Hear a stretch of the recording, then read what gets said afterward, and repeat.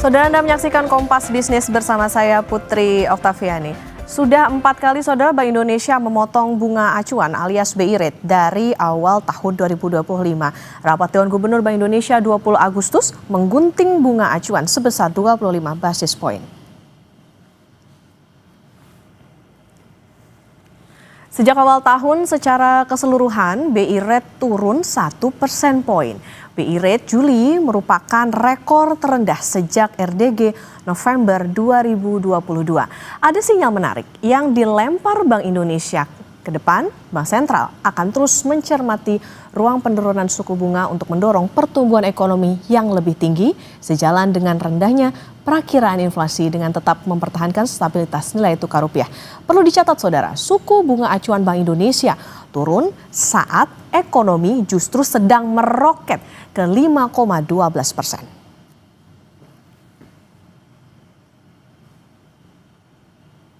Ada data menarik lain yang ditunjukkan Bank Indonesia. Saat ekonomi meroket, laju pertumbuhan kredit justru menukik ke bawah. Rinciannya, Mei masih tumbuh 8,43%, Juni 7,79% dan Juli 7,03%. Bank Indonesia bilang perilaku perbankan cenderung berhati-hati dalam menyalurkan kredit. Antara lain tercermin pada standar penyaluran kredit atau lending standard yang meningkat. Perbankan juga lebih memilih menempatkan kelebihan likuiditas pada surat-surat berharga. Dalam RDG, Gubernur Bank Indonesia Peri Warjio bilang ekonomi global masih tidak pasti, tetapi ekonomi Indonesia berpeluang membaik.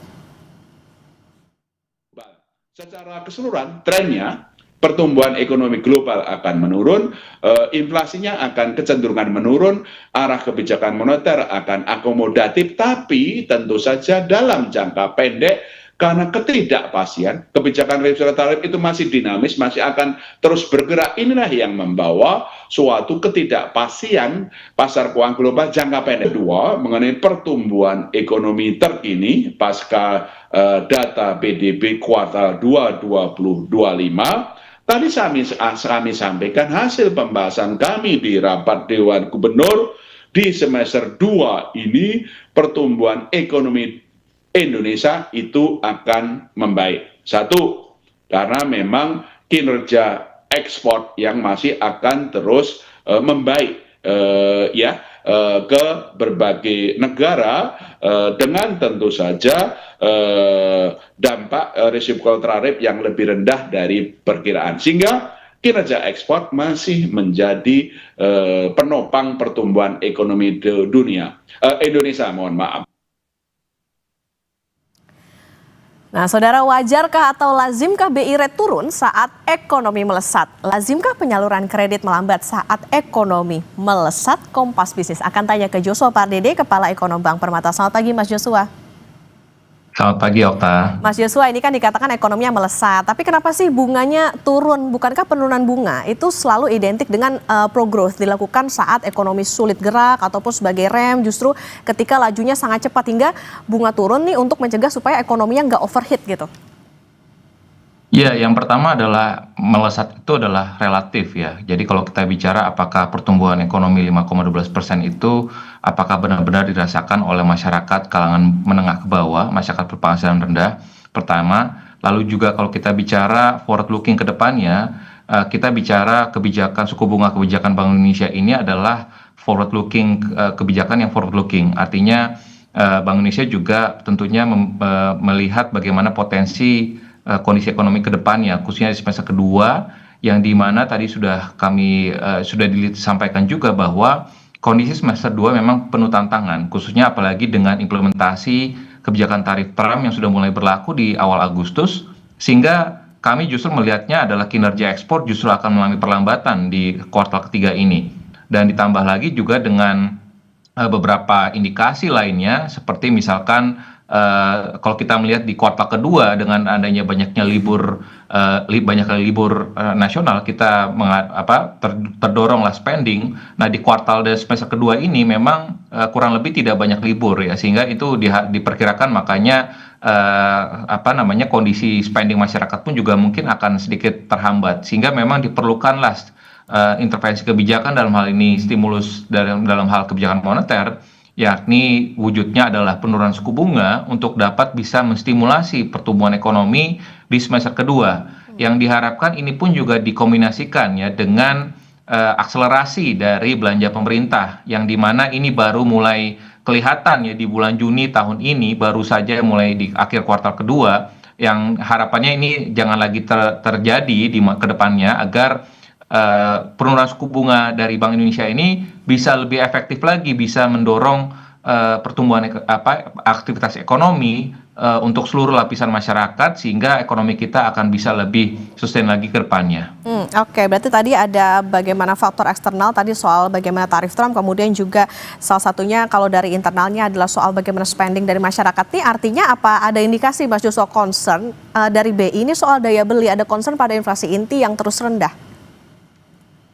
Ya, kalau kita bicara tentu ya ruang penurunan itu, kalau Pak Peri sampaikan beberapa RDG sebelumnya, ruang itu tetap terbuka. Artinya dua faktor utamanya adalah memang inflasi, ekspektasi inflasi yang tetap rendah.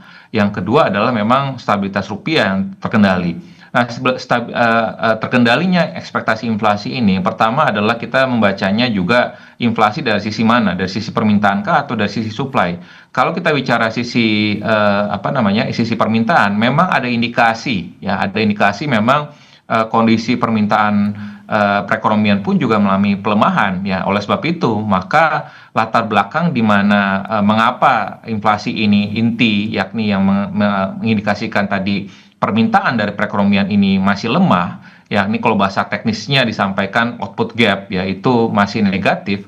Artinya ini mendorong ataupun memberikan ruang untuk penurunan suku bunga. Jadi kami tetap menyatakan bahwa keputusan dari Bank Indonesia pada RDG bulan ini dengan memangkas suku bunganya itu tepat ya, dan ini memang di luar konsensus ya. Sebagian besar ekonom di bulan ini menyatakan mempertahankan suku bunga ya, tapi ini sejalan dengan proyeksi kami ya, bahwa di bulan ini memang BI masih memiliki ruang untuk memangkas suku bunganya karena tadi inflasinya tetap terkendali, dan ini memang betul mengindikasikan tadi beberapa lapisan masyarakat khususnya kelas menengah ini masih mengalami penurunan daya beli, sehingga ini perlu distimulasi dengan penurunan suku bunga, dan sehingga tadi ini akan bisa mendorong pemulihan dari sisi daya beli khususnya kelas menengah. Oke, jadi catatan bahwa keputusan BI ini tepat, semoga harapannya juga bisa diakselerasi nih sama perbankan. Mas Joshua, yang juga jadi catatan ini soal adalah pertumbuhan kredit perbankan yang terus melambat. Kalau dari catatan BI itu pada Juli 2025 tumbuhnya 7,03, ini menurun dibandingkan dengan bulan sebelumnya 7,77%. Nah, perlambatannya ini kan makin tajam. Oke, kita paham jika investasinya naik signifikan, tapi lazim nggak kredit turun saat investasinya naik dan terjadi saat ekonominya naik? Jangan-jangan pertumbuhan ekonomi sekarang kayaknya pemerintah overclaim gitu dengan kondisi sekarang. Nah, sebenarnya kalau kita ini juga mestinya dipertanyakan juga. Artinya data PDB kuartal 2 di mana investasi yang meningkat hingga PMTB-nya ya mendekati 7%, itu kan juga agak bertentangan dengan pertumbuhan kredit yang cenderung melambat.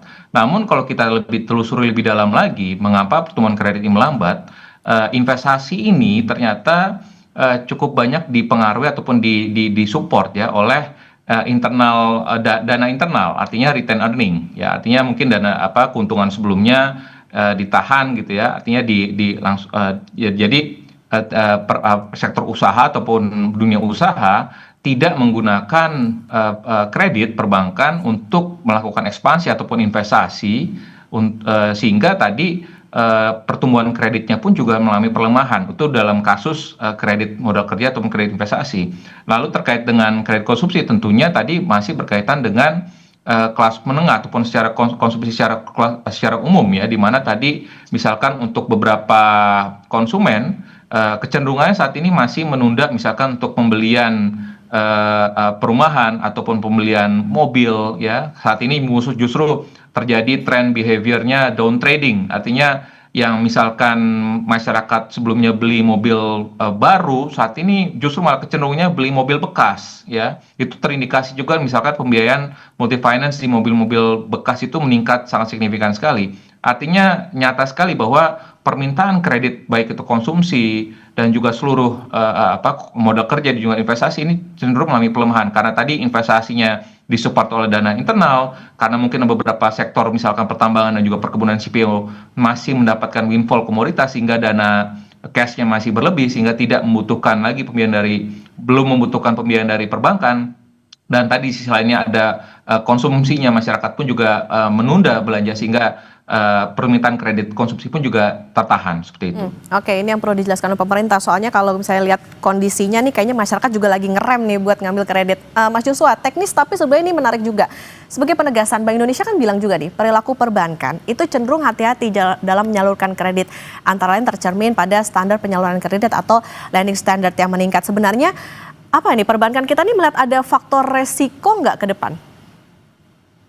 Ya, kalau kita melihat dari proyeksi ya ekonomi global dari IMF, World Bank, ADB yang menyatakan bahwa pertumbuhan global tahun depan ya, tentu perbankan juga melihat risiko kan nggak mungkin melihatnya 1-2 bulan ke depan saja, tapi melihatnya 1-2 tahun ke depan. Dan melihat risiko ke depannya kan ini dampak dari tarif Trump ini kan cukup masif ya, dan ini sekalipun memang mungkin dampak langsungnya untuk exposure produk industri manufaktur kita yang terekspos ke Amerika Serikat ini mungkin dampaknya relatif kecil yang seperti disampaikan juga oleh Menteri Keuangan 2 hingga 3% terhadap PDB. Tapi kita perlu antisipasi dampak tidak langsungnya karena tarif ini juga dikenakan terhadap seluruh mitra dagang utama Indonesia, Jepang, Eropa, ASEAN, negara-negara di ASEAN. Ini pun juga akan terkena. Artinya permintaan ekspor Indonesia dari negara-negara tersebut yang juga notabene terkena resiprokal tarif oleh Amerika, ini pun juga akan terkena dampaknya. Artinya tentu kita melihat, perbankan juga tentunya melihat bahwa risiko ada di sana dan juga terkait juga tadi dengan kondisi pelemahan daya beli kelas menengah. Artinya tentunya perbankan pun juga dengan kondisi tersebut risk appetite-nya dalam hal ini lending standardnya pun juga diperketat ya karena melihat juga bahwa kinerja misalkan kredit UMKM misalkan risiko kreditnya trennya menunjukkan tren yang meningkat dalam 1-2 tahun terakhir ini sehingga hal itu saya pikir sangat rasional bagi perbankan untuk mengetatkan lending standardnya dan karena kembali lagi yang perlu kita ingat adalah bahwa sektor perbankan adalah will always follow the economy.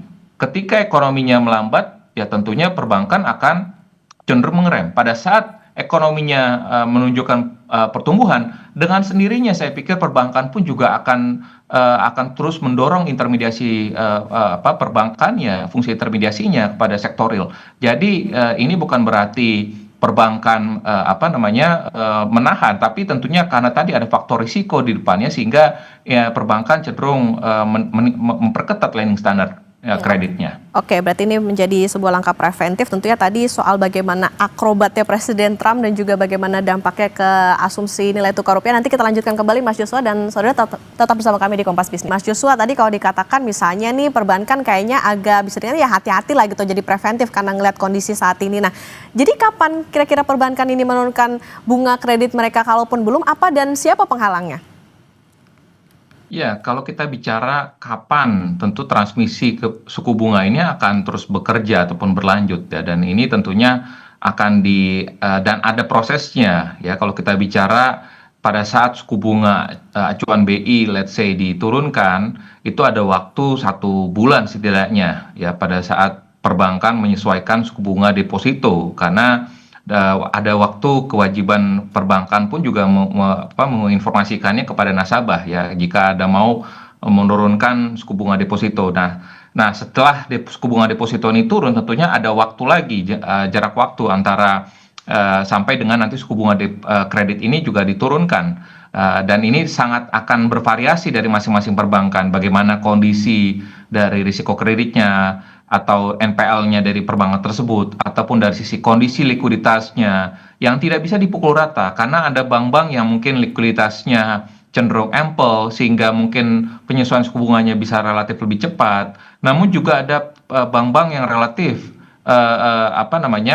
likuiditasnya relatif ketat sehingga tentunya pada saat penyesuaian suku bunga kredit ya ini tidak bisa cepat karena suku bunga dana pihak ketiganya pun juga masih relatif tinggi ya sehingga oleh sebab itu ya ini memang akan akan case by case dari masing-masing bank terkait dengan kondisi likuiditas dan juga risiko kreditnya. Namun kami meyakini bahwa perbankan akan tentunya karena ini mengingat suku bunga BI adalah reference rate, adalah suku bunga referensi, tentunya perbankan akan mengikuti tentunya suku bunga acuan BI tersebut. Namun proses ataupun time lag-nya ini akan membutuhkan waktu. Namun besaran dan juga waktunya ini akan sangat bergantung kembali lagi kepada kondisi masing-masing perbankan. Oke, acuannya udah turun terus dari BI, tapi tentu yang jadi catatan perbankannya mau nggak nih ikutan, karena atau janjian tadi lagi hati-hati banget nih ngeliat bagaimana kondisi. Oke, Mas Joshua, rupiah di era APBN ini juga naik ke 16.500. Bukankah ini bisa dikatakan jadi apa ya? Ada sinyal keraguan fundamental ekonomi Indonesia, atau bukankah ini artinya ada premi resiko di dalam negeri, meskipun Menteri Keuangan Sri Mulyani bilang ini tuh karena ada apa ya, akrobatnya Presiden Trump gitu. Ya, satu sisi memang kami melihat bahwa ini tentunya antisipatif ya, mitigasi bahwa yang tadi risiko yang kami sampaikan bahwa ada risiko globalnya ya, dari Trump, dari pelambatan China, lalu juga dari geopolitik Timur Tengah. Namun juga kami melihatnya ini juga ada inkonsistensi, artinya dari sisi asumsi pertumbuhan ekonominya optimis 5,4%. Namun kalau kita lihat dari sisi nilai tukar rupiahnya tentunya ini agak sedikit konservatif ya, artinya agak kurang sejalan ya. Namun kalau kita memakai kacamatanya pemerintah, artinya mengapa pemerintah menggunakan asumsi yang cenderung lebih konservatif terhadap rupiah? Kami melihat bahwa kalau nanti sekiranya rupiah ini kan rata-rata ya, rata-rata asumsi rupiah pada era APBN ini kan rata-rata, artinya kalau nanti realisasinya di bawah ataupun lebih baik daripada 16.500, let's say 16.000, tentu ini kan memberikan dampak yang lebih positif ya kepada kepada anggaran ataupun pada APBN kita. Jadi artinya mungkin lebih baik sedikit konservatif kepada dari sisi rupiahnya, karena nanti mungkin dampaknya akan jauh lebih besar ya, karena kalau misalkan pemerintah memasang terlalu optimis kepada rupiahnya, nanti kalau misalkan terjadi gejolak yang tidak diantisipasi, tentunya nanti akan bisa berimbas juga nanti kepada misalkan ada penambahan belanja, let's say misalkan kepada belanja subsidi, energi dan lain sebagainya. Tentu ini akan bisa mendorong pembengkakan defisit APBN ke depannya, dan itu yang mungkin diantisipasi untuk